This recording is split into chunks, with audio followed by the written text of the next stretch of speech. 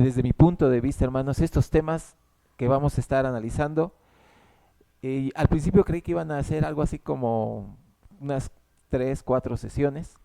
Después de todo lo que hemos estado estudiando, híjole, yo creo que van a ser fácil como 3 meses. Es muchísima información y toda muy interesante, mucha información. Fíjense, hermanos, que pues hemos estado hablando de temas que tienen que ver con familias, obviamente. El punto de vista bíblico es un punto de vista que ha sido y será siempre fustigado, es complicado.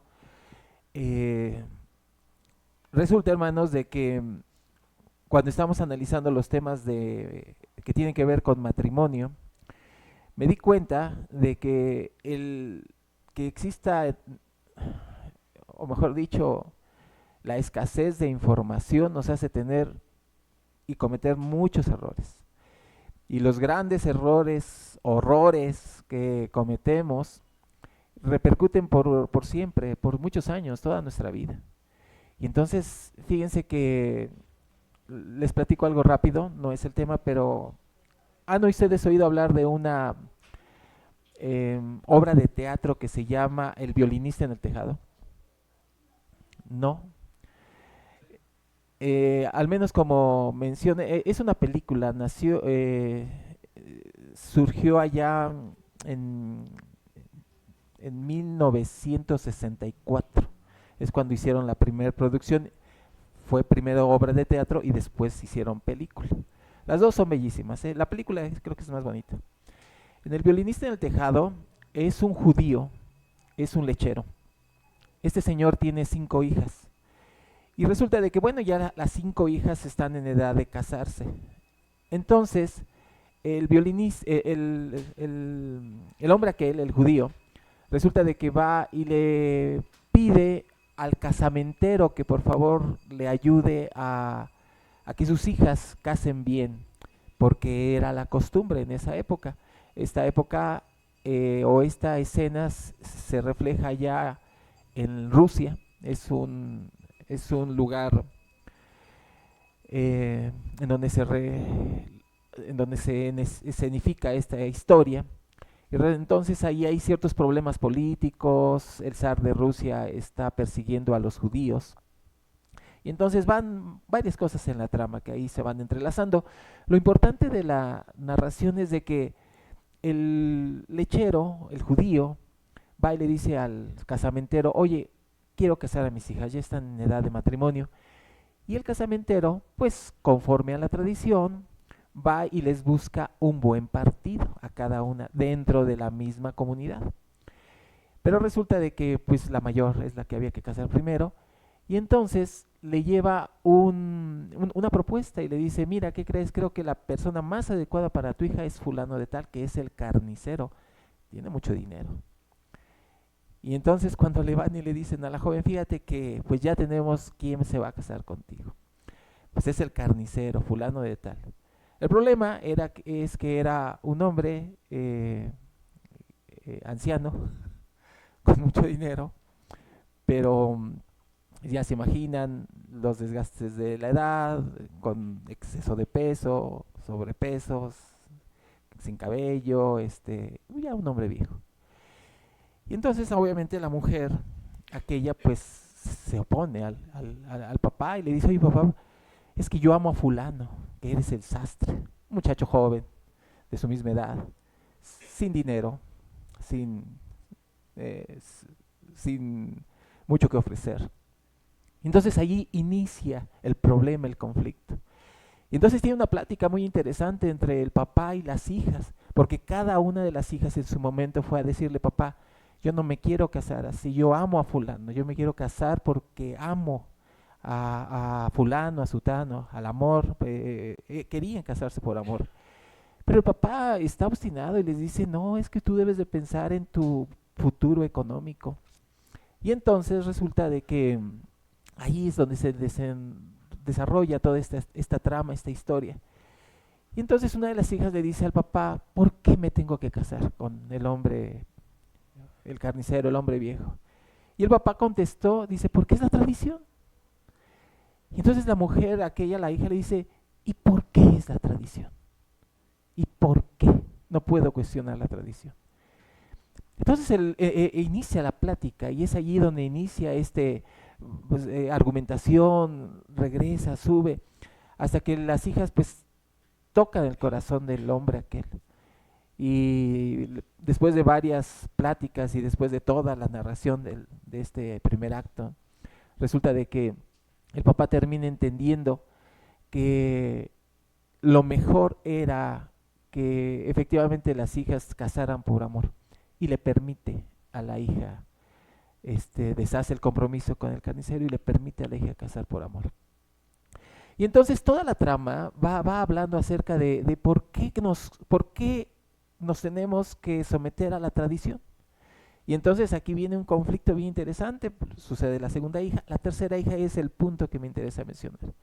Resulta de que la tercera hija se enamora, pero no de un hombre de su comunidad, sino de un hombre que tenía una fe diferente, era romano, católico romano. Y entonces le dice, es que yo amo fulano. Entonces el papá entra otra vez en un conflicto, porque ahora son situaciones muy complicadas y la hija vuelve a decir, ¿por qué la tradición? Y entonces resulta de que vean la película, está muy bonita, muy entretenida, muy interesante, ya no se las cuento. El punto es que cuando un joven no entiende las razones de la tradición, se opone, siempre se va a oponer a las razones. Cuando en una sociedad no entendemos por qué nos casamos, por qué el hombre se tiene que casar, por qué el individuo, hombre y mujer, Dios nos pide que nos unamos en matrimonio. ¿Por qué razón? Y resulta de que si no tenemos una convicción, si no tenemos respuesta, si no se nos ha educado en torno a estos temas, argumentamos en contra, porque es la condición humana, ya saben, los hombres por naturaleza pues somos rebeldes y no queremos someternos a las razones de los viejos.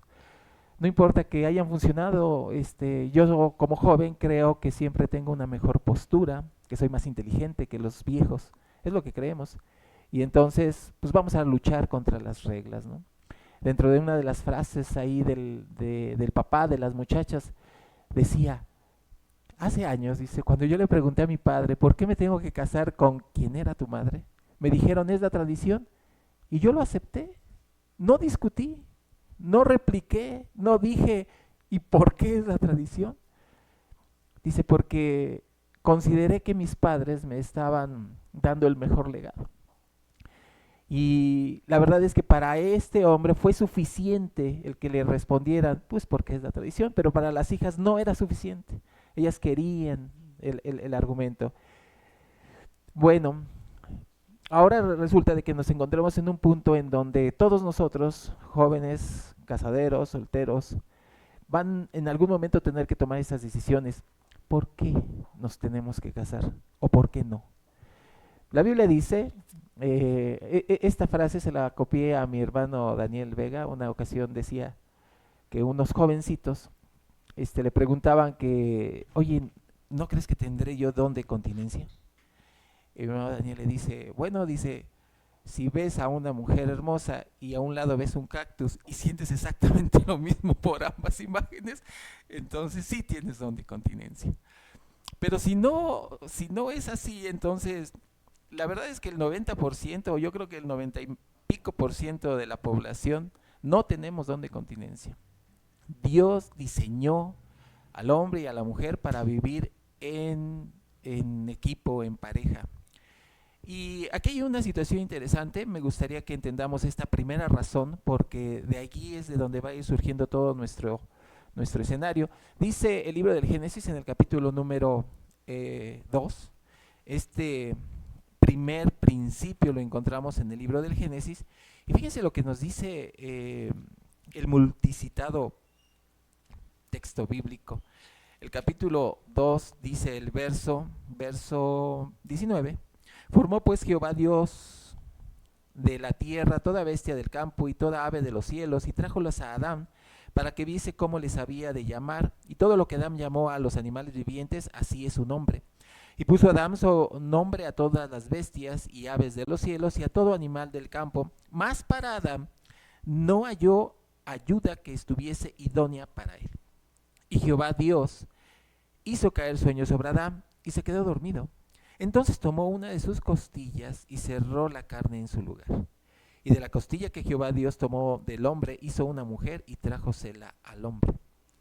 Y dijo Adán: esto es hueso de mi hueso y carne de mi carne, será llamada varona porque del varón fue tomada. ¿Cuál fue el problema? El problema que el Señor resolvió, dijo, no es bueno estar solo. Y entonces aquí la escritura menciona que el Señor vio que había un problema que él estaba creando. No fue, todo esto fue planeado desde siempre por su mente creativa, con varias intenciones. Dice que al propósito hizo que el hombre se encontrara en un reino en donde él era señor de todo y tuvo convivencia con un montón de animales y Dios le mostró a todos los animales y le dijo, ponle nombre. De hecho, bueno, por eso es que los animales se llaman como se llaman. Según la escritura, Adán se encargó de ponerle nombre a todos los animales, a todas las cosas. Adán se dedicó a ponerle nombre.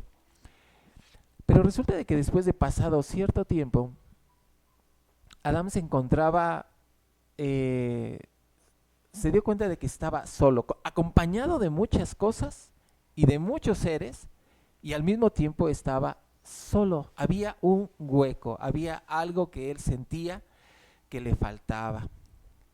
Y entonces el Señor dijo, bueno, aquí ya estoy yo suponiendo, ¿no? Oye, ¿cómo te sientes? No, pues todo está muy bien, pero como que falta algo, ¿no? Y le dice el Señor, mira, pues ponle nombre a los animales. Y entonces le pasa a todos los animales, Adán se entretiene allí un tiempo y tú te vas a llamar Xoloscuintle y tú te vas a llamar, quién sabe dónde sacó tanta imaginación. Total que le pone nombre a todas las cosas. Pero resulta de que terminó su trabajo. ¿Cómo te sientes? Algo me falta todavía. Y entonces dice que hizo caer sueño sobre Adán. Y entonces abrió su piel, hizo la primera operación el Señor a cuerpo, a pecho abierto, y descubre una de sus costillas. Saca, y de esa costilla ya no lo hizo de la tierra, lo hizo de una costilla, una parte muy interesante, ¿no? E incluso hay algo más interesante, un día les voy a platicar. Después de eso quedó una cicatriz, y esa cicatriz significa cosas, y en el costado significa cosas. Pero otro día. Hoy solamente toma la costilla, forma una mujer y se la trae al hombre. Dice la escritura que en la versión original, cuando Adán vio a la mujer, ¿saben qué pasó? Hay una mención, dijo algo así como, algo al español, sería como un yupi, como un viva, como un hurra, como un eureka. Todas esas traducciones las podremos poner al español. Eso fue lo que dijo. Dice que sintió tal sensación, muy diferente a lo que nunca antes había sentido. Fue diferente su vida. A partir de ese momento él empezó a vivir de una manera distinta. Entonces, según la escritura, lo bueno que Dios hizo para el hombre fue una mujer. Esto significa, en una ocasión escuché un consejo de dos amigas que estaban platicando, y no que a mí me interese escuchar las pláticas ajenas, pero pues estaba de esas señoras que se ponen bocina, ¿no? Cuando están hablando, ¿no? Y le decía ella, una mujer le pedía consejo a su otra amiga, ¿no? Y entonces la que estaba dando el consejo, me acuerdo que le dijo algo bien interesante que me pareció muy, muy atinado. Y le decía a ella, dice, ¿a poco tú eres la mejor persona que él podría elegir que le cocine? ¿O hay quien cocina mejor que tú? Y le dice, no, pues es que hay quien cocina mejor que yo. ¿Y tú eres la que le darías el mejor sexo? No, dice, hay personas que harían eso también. ¿Qué es lo que tú le puedes dar que nadie más le pueda dar a tu hombre, a tu marido? La mujer se quedó así. ¿Qué es lo que tú le puedes dar que nadie más? Y le dice, paz. Y entonces llega el momento en donde cuando Adán vio ese complemento, dice que sintió tal emoción en su corazón que este sentimiento que nunca antes el hombre había sentido, le despertó. De tal suerte, en hebreo, la palabra para mujer es el hombre se dice ish en hebreo, tierra. La mujer, aquí en el español traduce diferente, como que pierde la fuerza, pero en el hebreo le puso será llamada isha, el femenino de ish. Será llamada mi complemento, la parte opuesta, pero que complementa. Y entonces aquí empezó una nueva historia. Básicamente, la intención es resolver el problema de la soledad. Ahora, no toda convivencia, no toda compañía es conveniente, porque la intención de vivir en pareja es para llegar a tener un proyecto en común, la vida eterna. Si tú unes tu vida con una persona que no comparte este proyecto de alcanzar la vida venidera, la vida eterna, esta persona va a ser un gran obstáculo. Por eso la conveniencia bíblica que el Señor siempre está diciendo, incluso el apóstol Pablo, ¿con quién te vas a casar? Lo resume, cásate con quien tú quieras, pero que sea en el Señor. Entonces, resulta de que, pues depende de tú como hombre o como mujer que estés buscando, pues va a ser lo que vas a encontrar. Pero si tu prioridad es amar a Dios por sobre todas las cosas, te harás acompañar de alguien que tenga esta misma intención y este mismo propósito. Entonces, ya vimos que el problema era resolver, o mejor dicho, la búsqueda de la solución era el problema de la convivencia y de la compañía. Bueno, esta es la razón. No estar solos, hasta acompañar de alguien que te complemente, con el que puedas disfrutar todo tiempo, todo momento, porque este es el proyecto en particular. Y entonces aquí ya vemos razones interesantes. Convivir con alguien implica que el proyecto en común los va a ir hermanando constantemente, por decirlo de alguna forma. Bueno, pues resulta de que estos son los principios fundamentales, estas son las intenciones del Señor para hacer el matrimonio. Estamos hablando del violinista. Resulta de que aquellas mujeres no aceptaron la tradición, en parte porque no entendían por qué era la conveniencia del proyecto. Te unes con alguien que piensa diferente a ti. En el caso de la tercera hija del lechero, de la tercera hija, ella sí quebró el corazón del papá, porque a la final pues termina uniendo su vida con él. Fuera un soldado, pero se va a la guerra y ella se va con él a la guerra. Y obviamente el papá en la novela, bueno, en la obra de teatro, está a la final a la distancia, porque fue solamente con la mirada lo que se dijeron, le da su bendición, beneplácito, pero no, no salió aquella muchacha por la puerta de enfrente, por decirlo así, de la casa. Nació con cierta vergüenza, con cierto pesar, porque pues las razones no eran las más correctas, estaban en cierto sentido equivocadas. Pero el punto es que cuando no entendemos por qué tenemos que hacer las cosas, por qué tenemos que resolver las cosas, entonces nos oponemos a las tradiciones. Y Dios instituyó un matrimonio que desde mi punto de vista es la institución más elemental, más importante, más vital para que funcione correctamente la humanidad. Ataquen ustedes la conformación familiar y están destruyendo fácilmente la obra de Dios. Vaya, más adelante vamos a hablar al respecto de esto. Bueno, resulta, hermanos, de que voy a dar un brinco enorme desde la creación hasta los días del Mesías. Cuando el Mesías estaba en vida, resulta de que él estaba en una comunidad, en una cultura, en donde había una visión con respecto al matrimonio y a cómo se veía el divorcio y las uniones entre hombre y mujer, en fin, había ya una cultura, había una atmósfera. Esta atmósfera había sido conformada por la visión que dos rabinos principalmente habían estructurado o habían fundado escuelas de pensamiento, casas se les llamaba, casas de conocimiento. Estos dos rabinos muy famosos que hasta nuestros días siguen influyendo en el pueblo de Israel, estos dos rabinos vivieron en el siglo primero antes de Cristo. Ya para los días del Mesías ya sus influencias eran bastante penetrantes en el pueblo. Se llama Hillel y Shammai. Son muy famosos y nosotros seguramente los hemos mencionado alguna vez o hemos oído de la existencia de estos dos hombres. ¿Cuál era la situación con Hillel y Shammai? Mi hermana Araceli, ayúdeme por favor con estos. Son 4 imágenes que le envié. Solamente necesito que ustedes conozcan esta información porque a partir de esta información vamos a irnos familiarizando de cómo estaba la cultura en los días del Mesías, qué pensaban. Bueno, matrimonio y divorcio, los motivos del divorcio. Resulta de que había 4 temas bien importantes en el caso de Hillel y de Shammai. Los 4 temas que más se contrapunteaban. Había muchos. En todo, casi en todo opinaban diferente.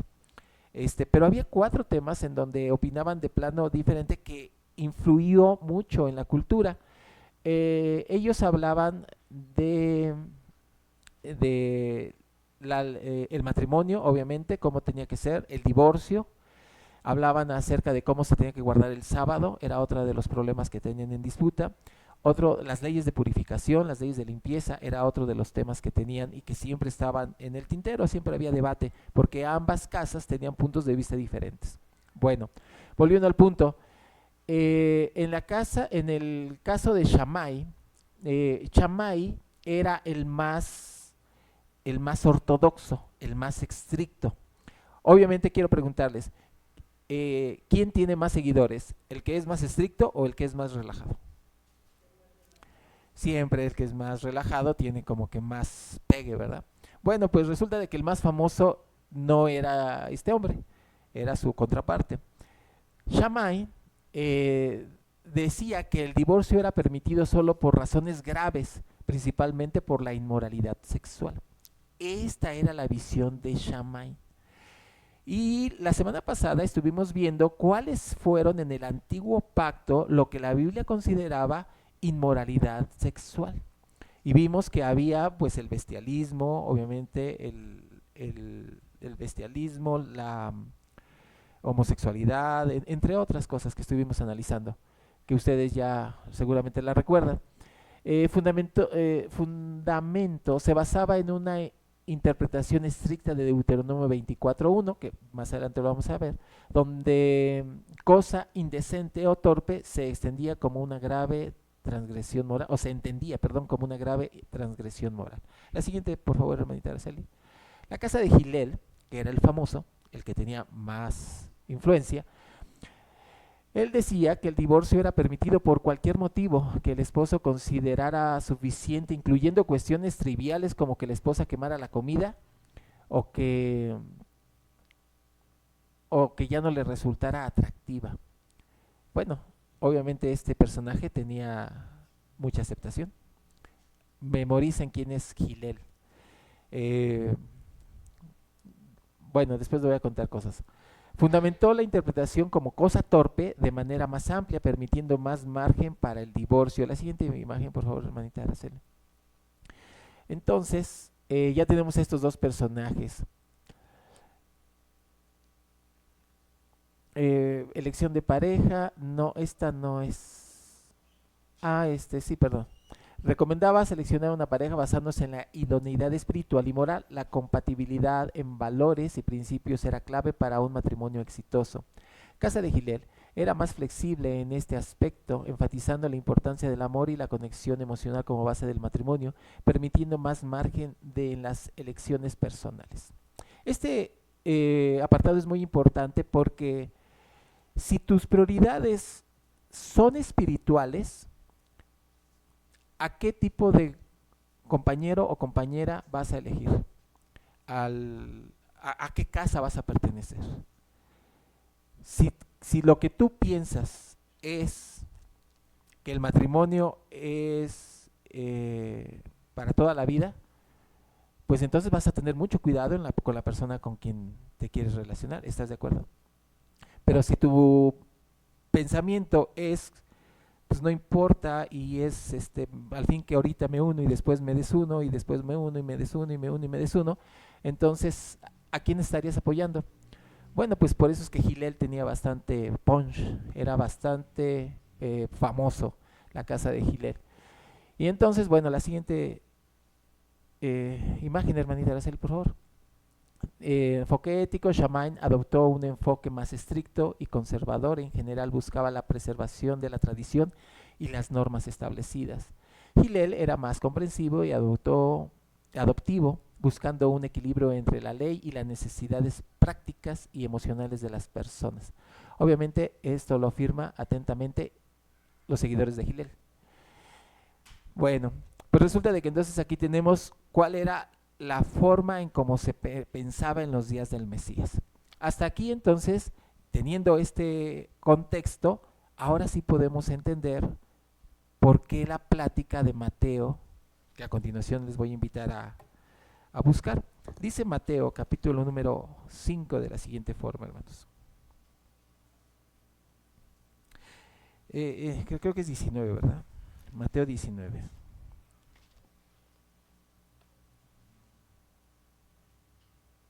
Dice capítulo 19 de Mateo, verso 1 en adelante, dice: Y aconteció que acabado Jesús estas palabras, se pasó de Galilea y vino a los términos de Judea, y pasado el Jordán, y le siguieron muchas gentes y lo sanó allí.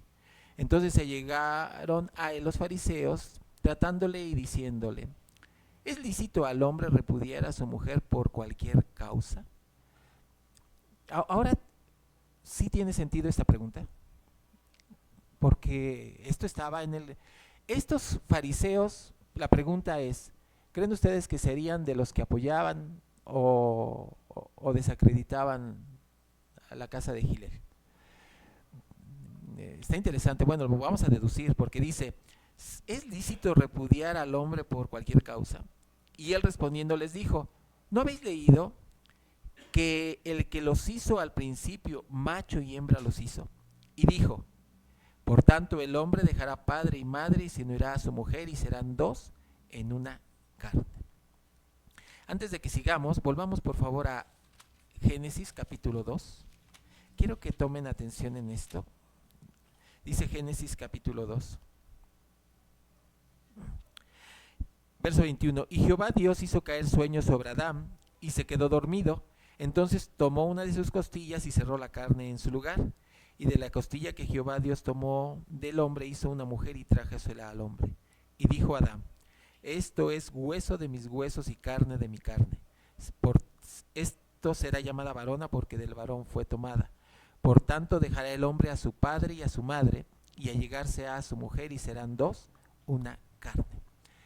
¿Quién dice aquí esto de dejará a su padre y a su madre y se llegará a su mujer y serán dos en una carne? ¿Quién lo dijo? Bueno, aquí, Adán. Pero en el capítulo 19 de Mateo dice que quien dijo eso fue Dios.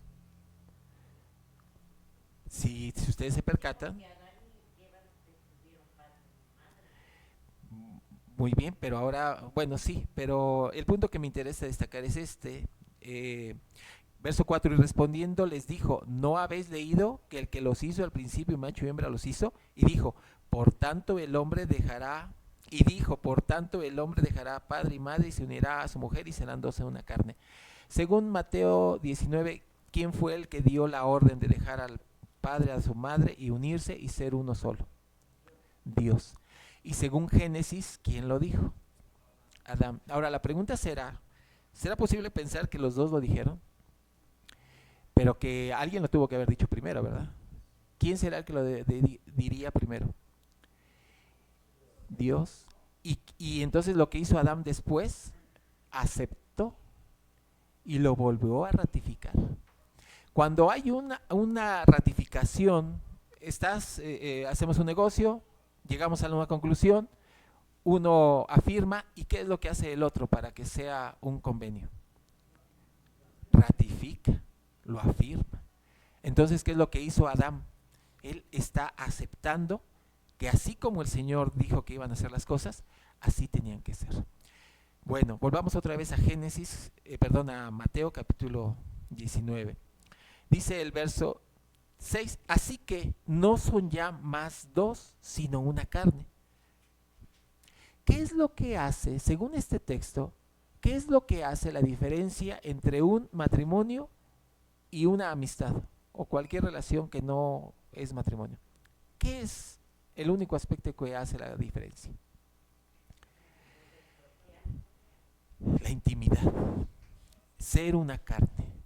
Esa es la diferencia. Entonces esto significa, aquí hubo un ejemplo bien interesante. Vamos a explicar cosas. Dios utilizó este mismo ejemplo en una símil, en una identificación de cómo Él se iba a relacionar con su pueblo, con Israel.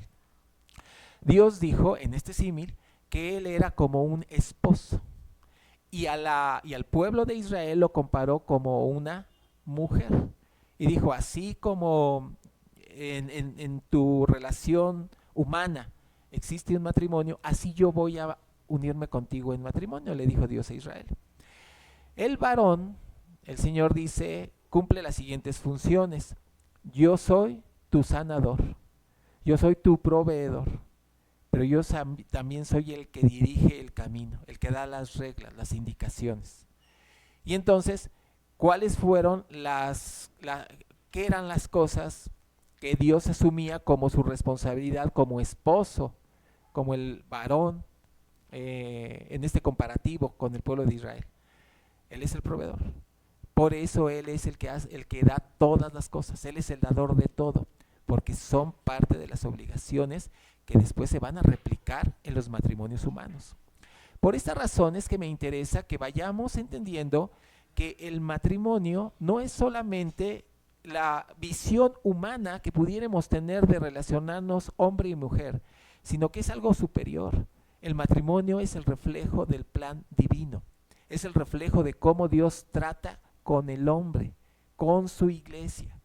Si yo divorcio mi visión humana con la divina, voy a hacer lo que hacía Gilel. Para Gilel, divórciate por cualquier razón. Porque ¿quién era más espiritual? ¿Gilel o Shammai? Shammai era espiritual. Shammai entendió, se dio cuenta de que el matrimonio no podía ser disuelto por cualquier razón, sino solamente las razones de peso eran el faltar al pacto. Y el pacto que Dios está estableciendo en Mateo 19 es la unión, ser una sola carne.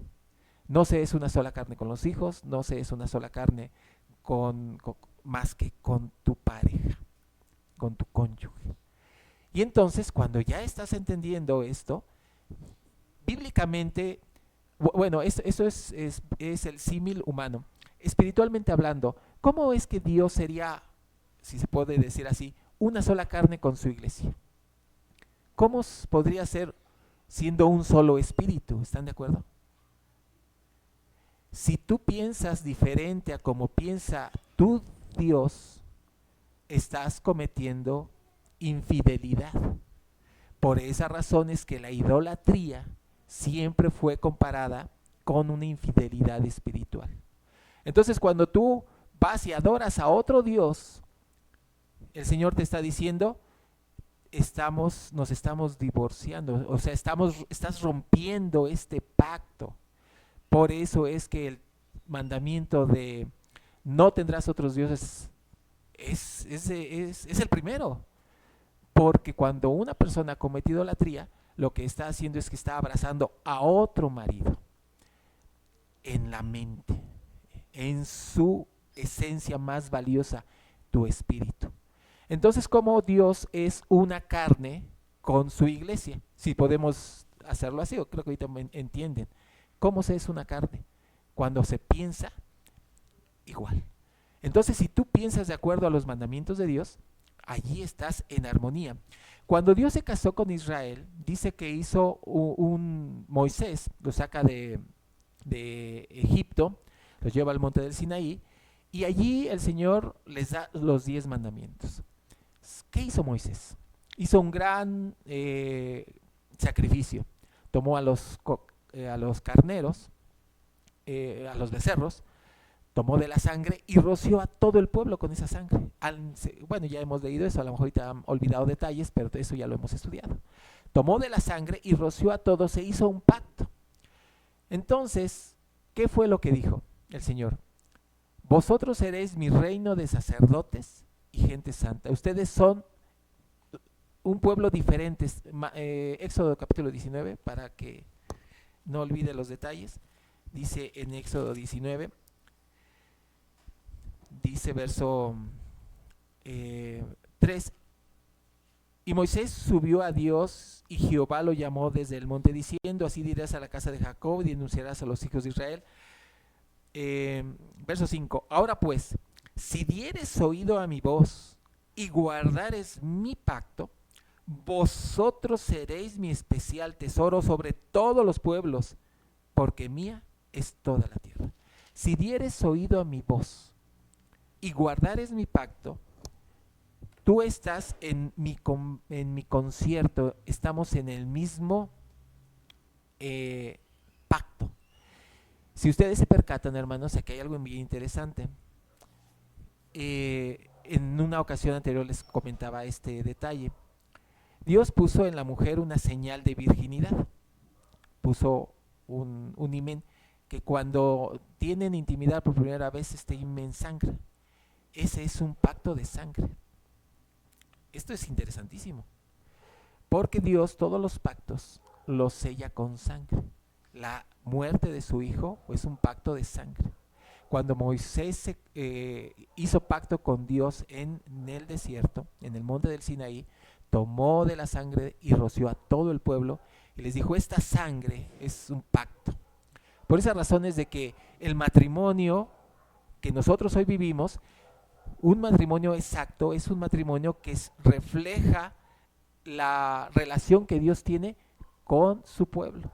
Entonces ahora sí, cuando tengamos que dar un consejo, vamos a resolverlo bien fácil, porque solamente tenemos que entender cómo Dios trata con su pueblo para que entendamos cómo es que es el matrimonio entre hombre y mujer.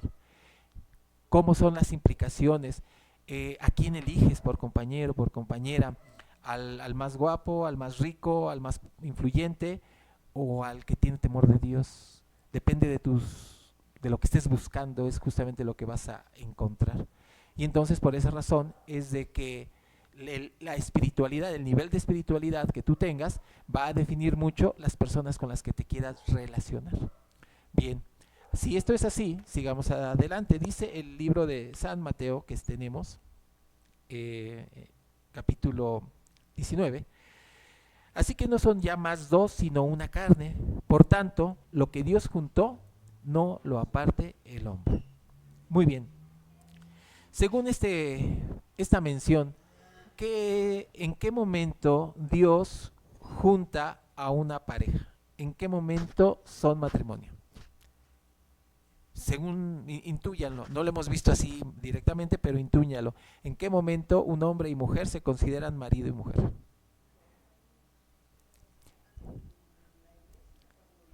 ¿Qué pasa si se casan y no consuman el matrimonio? ¿Hay matrimonio? Muy bien. Por esa razón es que hoy hay cosas bien interesantes, hermanos. Fíjense ustedes de que hoy en nuestros días, les voy a contar la historia del matrimonio en México. Solamente voy a hacer un pequeño paréntesis, por eso les digo que es muchísima información. En México, ¿saben en qué momento se legalizó el matrimonio civil? Vamos a hablar de historia, que les choca a muchos que les hablemos de historia, pero tenemos que hablarlo. ¿Saben en qué momento se consolida el matrimonio civil en México? Bueno, pues les voy a dar los datos, y después les voy a hacer preguntas. Y les voy a preguntar, hermanos, antes de que civilmente el hombre, o que los matrimonios se legalizaran civilmente en México, ¿los matrimonios que se efectuaban eran válidos o la gente estaba viviendo en fornicación, en adulterio? Porque es que es bien interesante. Vamos a analizar cosas. ¿En qué momento bíblicamente el matrimonio? ¿Por qué? Porque hay maridos, o hay jóvenes, o hay personas que se van en unión libre y piensan que como no lo han legalizado ante la autoridad, están con menos responsabilidad. Hay quien piensa así. Y entonces vamos a ver si eso es cierto. Y para eso les voy a explicar acerca de toda la historia de cómo se ha ido legalizando el matrimonio desde el Roma hasta los días de hoy, y cómo ha ido evolucionando el criterio de qué es el concubinato, las leyes del concubinato, en fin, un montón de cosas. Por eso les digo que falta tiempo, es mucho que hay que analizar. Pero resulta de que entonces nos vamos a dar cuenta de que incluso aquellas personas que se unen, que se la roban, y vamos a encontrar muchos ejemplos, cómo el hombre ha ido institucionalizando el matrimonio, y hoy se piensa que solamente hasta que estás ante el registro civil es válido a los ojos de Dios tu unión. Pero debes de tener cuidado, porque bíblicamente te vas a meter en un gran conflicto, y lo vamos a demostrar. Entonces, básicamente, estas son las cosas por las cuales el Señor dice: no puedes violentar tu pacto con tu cónyuge tomando otra persona y teniendo intimidad, porque se rompe el pacto. Por eso el apóstol Pablo, ¿qué no han oído? Que el que duerme con otra persona es una carne.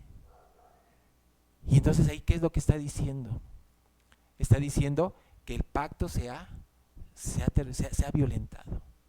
Por esa razón es que definitivamente esta enseñanza de lo que se trata es de sanar, de tener un enfoque exacto de cómo funciona el matrimonio, porque una mente ordenada es justamente a donde nos debe de llevar el pensamiento bíblico. Hermanos, me quedan 10 minutos.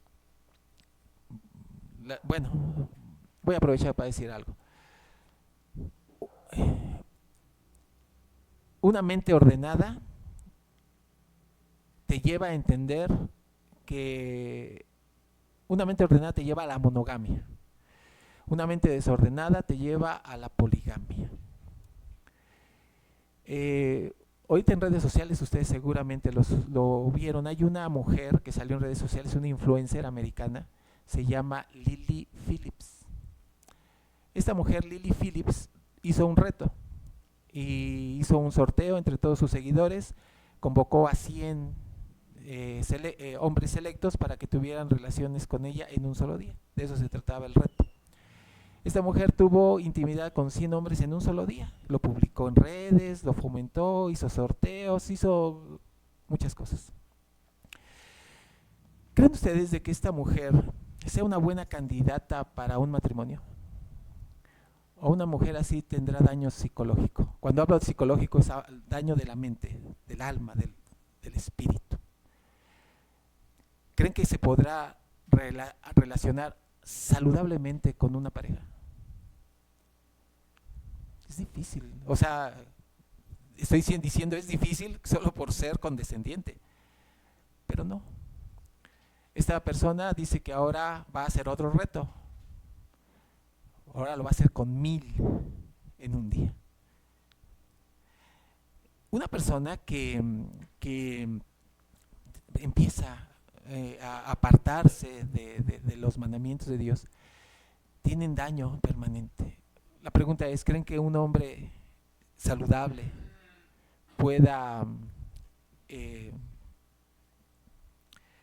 fijarse en esta persona de manera seria? No. ¿Y cómo va a educar a sus hijos y los va a engendrar? ¿Entienden lo que vamos a descubrir? Por eso es que el Evangelio es para ordenar nuestros pensamientos, porque el cómo vivas tu sexualidad define el rumbo de todo lo que haces. Si tú tienes una sexualidad ordenada, vas a prosperar en todas las cosas. Una mente ordenada es una mente saludable. Cuando tenía un conocido, se compró un cochecito, lo mandó a arreglar, hizo que su motor, creo que le recortó los cilindros, no sé qué le hizo. Total, que carro corría muchísimo más de lo que un carro nuevo. No sé qué tanto le hizo.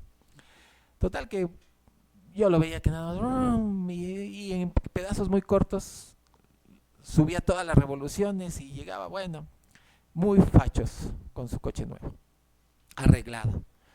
Bueno, de momento lo vi impecable, recién pintado, con esos arreglos, y pues era una maravilla. No volví a ver a este muchacho como un año. Al año lo volví a ver y lo volví a ver en su carro. Ese carro era una carcacha, hermanos. Estaba espantoso. Y dice, no, dice, ya lo voy a cambiar. Y dice, no, dice, pues me lo acabé. Una máquina refleja la violencia que hagas con ella. Se acaba. O sea, sí te dura, pero pues dura menos. O sea, sí sirve, pero dura menos. Así es un hombre. Cuando nosotros queremos vivir de manera las emociones y queremos rápidamente y rápido querer nuestras vidas, pues también vas a pagar las consecuencias. De tal suerte, hermanos, de que, bueno, vamos a seguir hablando al respecto de esto en la siguiente plática, que Dios nos lo permita. Ya voy a entrar de lleno al hecho de cómo ve bíblicamente la Biblia el divorcio, el matrimonio. Vamos a hablar de un montón de cosas, muchas cosas. Les va a parecer muy interesante. ¿Alguna pregunta en esto que platicamos en esta ocasión? ¿No? ¿Les pareció interesante, hermanos? Sí. Sobre todo a los jóvenes, cuando les voy a hablar de los temas que les gusta a los jóvenes, ¿no? Que con toda franqueza, hermanos,